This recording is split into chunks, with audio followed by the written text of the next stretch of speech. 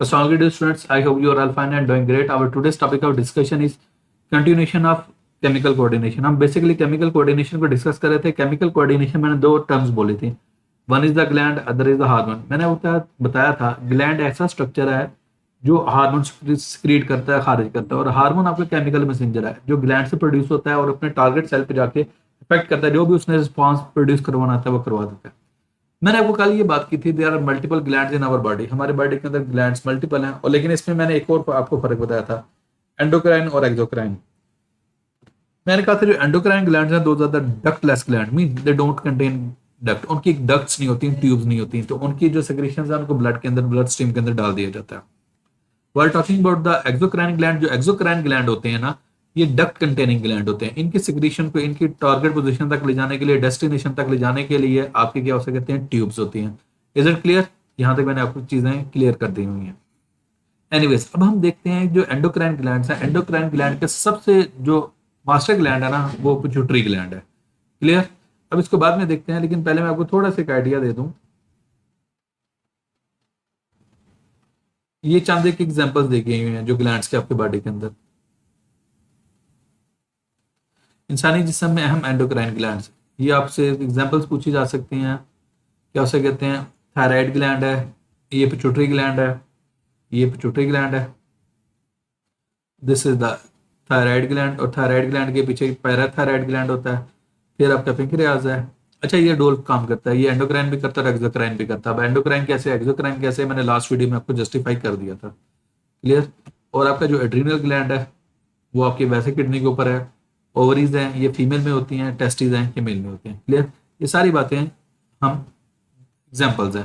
Clear? अब जो basic आपका स्टार्ट होगा ना, वो आपका होगा पिट्यूटरी ग्लैंड, और पिट्यूटरी ग्लैंड को हम मास्टर ग्लैंड कहते हैं. अब आपका मेरे से क्वेश्चन आ सकता है कि सर आप इसे मास्टर ग्लैंड क्यों कहते हैं? मैं इसको मास्टर ग्लैंड इसलिए कहता हूं क्योंकि इससे बहुत सारे ऐसे हार्मोन्स निकलते हैं जो जाकर दूसरे ग्लैंड्स की सिक्रेशन को कंट्रोल करते हैं कि अब आपने सिक्रेशन प्रोड्यूस करनी है, नहीं करनी. So that's why this is called as a pituitary gland. Clear? अच्छा, अब ये क्या है, कैसे है, किस तरह है? ये एक छोटा सा ग्लैंड है जो दिमाग में पाया जाता है, आपके ब्रेन में पाया जाता है. ओके, ये एक छोटी सी डंडी, एक स्टॉक की हेल्प से, उस डंडी का नाम मैं बता देता हूँ, उसे इनफंडिबुलम कहते हैं. आपकी बुक में नहीं मेंशन, लेकिन मुझे पता है इसका नाम, इसको इनफंडिबुलम कहते हैं. उसकी हेल्प से हाइपोथैलेमस के साथ जुड़ा हुआ होता है. मैं आपको शो करता हूँ.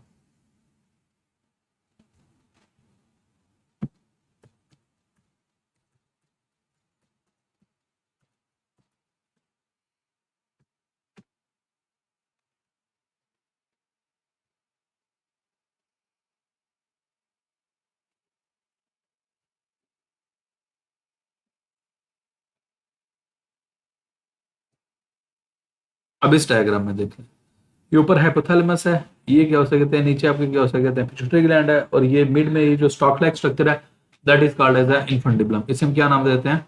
इनफंडिबुलम कहते हैं. क्लियर? अब नेक्स्ट हम देखते हैं, पिट्यूटरी ग्लैंड के दो बड़े हिस्से हैं जिसे हम इंटीरियर लोब कहते हैं और पोस्टीरियर लोब कहते हैं. तो ये क्या है, कैसे है, किस तरह, इसको देखते हैं. पिट्यूटरी के इंटीरियर, पिट्यूटरी के हार्मोन, ग्रोथ हार्मोन, ये हार्मोन मसल्स, हड्डियों और दूसरे टिश्यूज की नशोनुमा को आगाज करता है. अब जब उसका नाम ही ग्रोथ हार्मोन है तो डेफिनेटली आपके क्या हो सकते हैं, आपके मसल्स वगैरह, बोन्स वगैरह, इन सबको क्या हो सकते हैं, डेवलपमेंट में हेल्प आउट करता है. अब मेरा आपसे क्वेश्चन है, हम कहते हैं हमारी सर्टेन एज तक ग्रोथ होती है, ठीक है. ग्रोथ के बाद ये हार्मोन क्या करता है? ग्रोथ के बाद ये हार्मोन हमारे बॉडी को मेंटेन करने में हेल्प आउट करता है. एनीवेज नेक्स्ट, अगर ग्रोथ हार्मोन नॉर्मल से ज्यादा बने तो जिस्म में नॉर्मल से ज्यादा नशोनुमा हो जाती है, आपकी ग्रोथ ज्यादा हो जाती है, और इस कंडीशन को हम कहते हैं जैगेंटिज्म. क्या नाम देते हैं? जैगेंटिज्म. अगर आपके ये hormone, growth hormone early ages में ज्यादा प्रोड्यूस हो जाए तो आपकी बॉडी की क्या होता है, हाइट वगैरह ज्यादा हो जाती है, तो उसमें क्या कहते हैं, जैगेंटिज्म. मैं आपको डायग्रामेटिकली शो करता हूँ.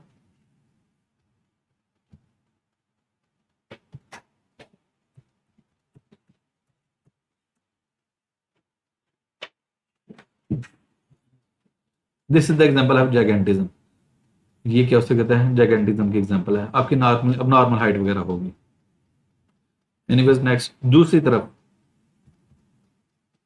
अगर ग्रोथ हार्मोन नॉर्मल से कम बने तो जिसमें में नशोनुमा कम होती है, इस हालत को हम बोनापन या डवार्फिज्म कहते हैं. अब डवार्फिज्म कैसे, मैं आपको वो भी दिखा देता हूं.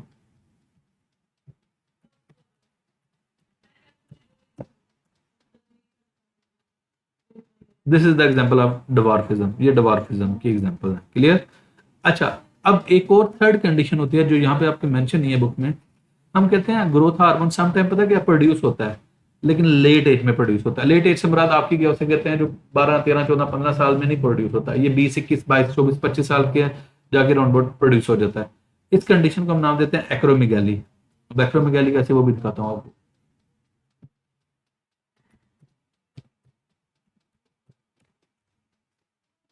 ये अब इन लोगों के जो एक्रोमेगाली में पता क्या होता है, आपके हाथ बड़े होते हैं, आपके ये जो जॉ बोन होती हैं, जॉ ची होती हैं, ये चिन वगैरह ये बड़े होते हैं, इससे हम कहते हैं this is the acromegaly condition. Clear? Anyways back to the topic. मैंने आपको तीन कंडीशन बताई। मैंने आपको जैगेंटिज्म का बताया, डिवार्फिज्म का बताया और एक्रोमेगाली का बताया।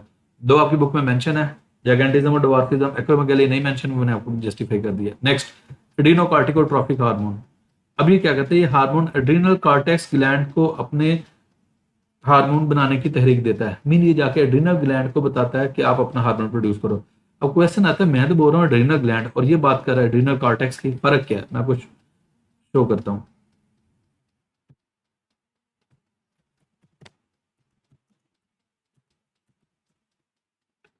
ये जो आपका जो एड्रीनल ग्लैंड है ना, ये किडनी के ऊपर प्रेजेंट होता है और अगर इसका देखा जाए तो इसके दो पोर्शन होते हैं। एक होता है कॉर्टेक्स, दूसरा होता है मेड्यूला। जो बाहर वाला रीजन होता है उसे हम कहते हैं कॉर्टेक्स और अंदर वाले रीजन को हम कहते हैं मेड्यूला।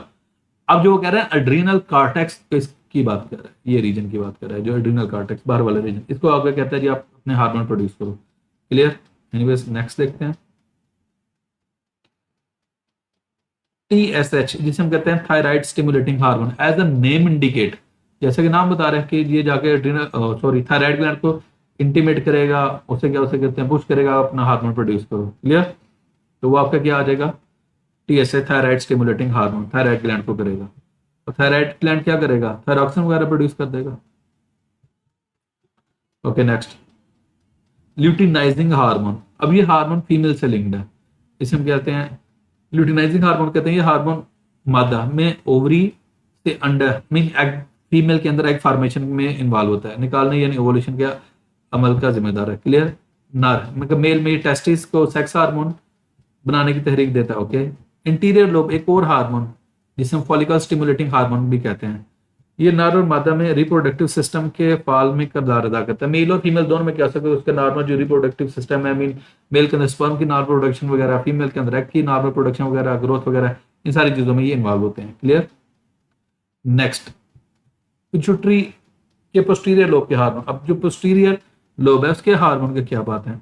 अब यहाँ पे वो बेसिकली जो आपके पोस्टीरियर लोब है ना, ये हार्मोन को खुद प्रोड्यूस नहीं करता, होता पता है ऊपर जो हाइपोथैलेमस है वो दो हार्मोन बनाता है, वो आके स्टोर हो जाते हैं किसके अंदर, पोस्टीरियर लोब के अंदर। मैं दोबारा बोलता हूँ, आपका जो हाइपोथैलेमस है वो दो हार्मोन बनाएगा, क्योंकि पोस्टीरियर लोब खुद भी हार्मोन प्रोड्यूस ही नहीं करता। अब ये दोनों हार्मोन हाइपोथैलेमस में प्रोड्यूस हुए, वो आके कहाँ पे स्टोर हो जाते हैं, पोस्टीरियर लोब में। जब वो पोस्टीरियर लोब में प्रोड्यूस हो स्टोर हो जाते हैं, डिपेंडिंग अपॉन देयर नीड, अपनी नीड के अकॉर्डिंग वो यहाँ से सिक्रीट होते रहते हैं। अब वो कौन कौन से देखते हैं। First one is the anti diuretic hormone, इसे हम क्या नाम देते हैं, ADH। अब इसे ADH भी कह सकते हैं और इसे वैसोप्रेसिन भी कह सकते हैं। अब क्वेश्चन आता है ये क्या हार्मोन और इसका क्या रोल है। अगर आपको याद हो, हमने क्या सकते हैं जो स्टार्ट का चैप्टर किया था ना, उसमें हमने किडनी को पढ़ा था, किडनी के अंदर नेफ्रॉन को पढ़ा था। अब मैंने आपको बताया जो नेफ्रॉन के डिफरेंट पार्ट्स मैंने आपको बताया, मैं जरा शो करता हूँ आपको।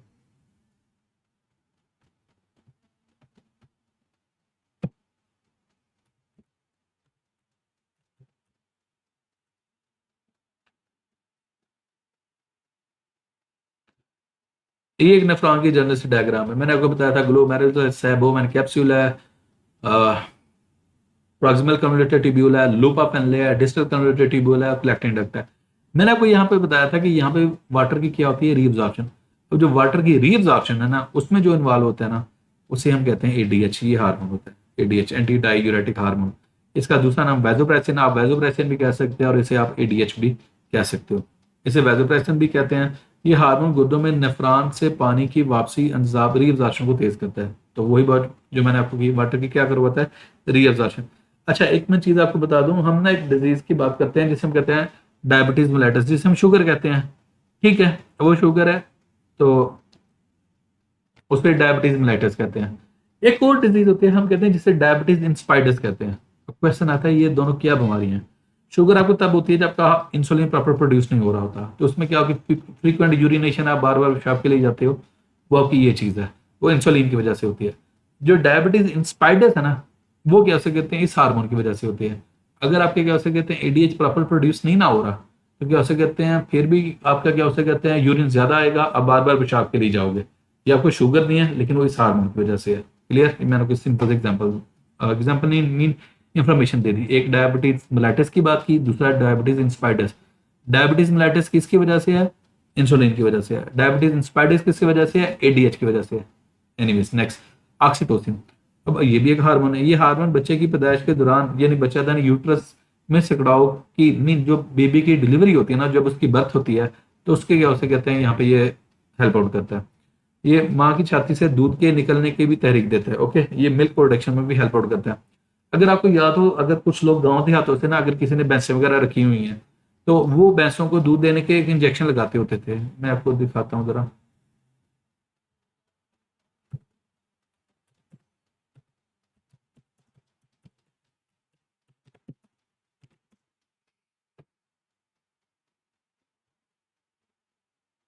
ये ऑक्सीटोसिन का आम इंजेक्शन वगैरह आता होता है। ये क्या होता कहते हैं, जो भी गवाले वगैरह हैं या जिन लोगों ने भैंस वगैरह रखी होती हैं, ये उनको इंजेक्शन लगाते थे फॉर द मिल्क प्रोडक्शन। इस इंजेक्शन की हम बात कर रहे होते हैं। क्लियर बचे? यहाँ तक ये टॉपिक कंप्लीट है। ये लॉन्ग क्वेश्चन आ सकता है। If you have any sort of question then you can ask in the comment section. Thank you so much.